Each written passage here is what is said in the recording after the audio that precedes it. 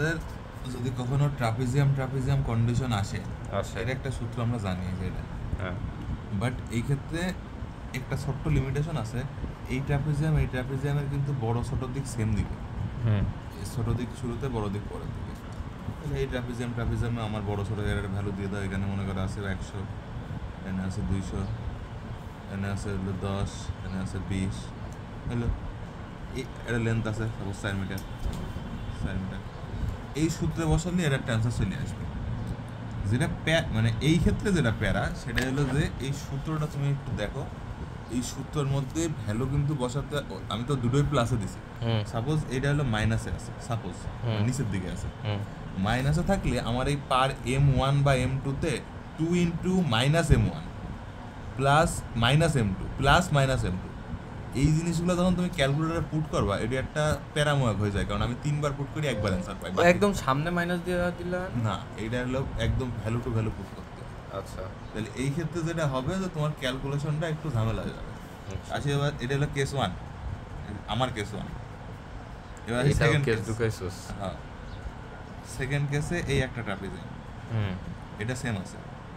Opponent এটা মনে করো আমার M0, যেটা M1 ওটি মনে করো এইরকম আছে, ঠিক আছে? কি একদম সরি, এরকম আছে। এই ক্ষেত্রে কিন্তু পিক আমার আলাদা হয়ে গেছে, বা উল্টা দিকে আছে, যেদিকে থাক পিক আলাদা হয়ে গেছে। এইটা হলো আমার এই সূত্রের লিমিটেশন। এটা আমরা ফর্মুলেট করতে পারি না।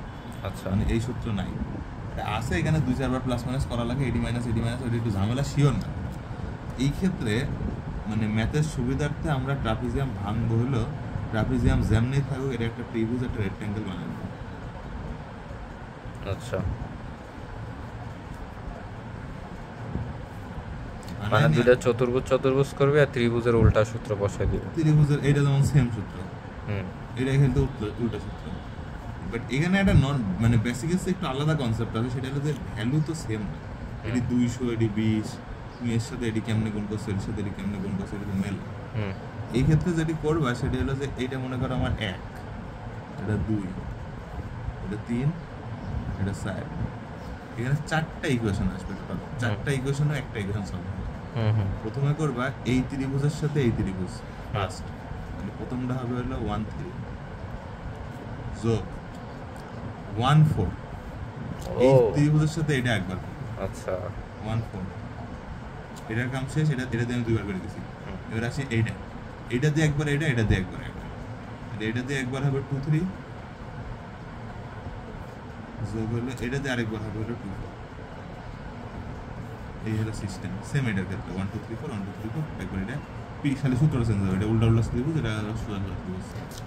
আচ্ছা, পিক মনে কর -20 আছে, 20 থেকে -10 করে এটার ডিসটেন্স তো বের করে। হ্যাঁ, এটা এই ফর্মুলেশনে যখন যাবা তখন হলো ট্রায়াঙ্গেলের ডিসটেন্স হবে হলো এই দিক থেকে হলো পিক হবে হলো 10, 20 - 10 আর কি, আর ওইটা 10, এদিকে 4।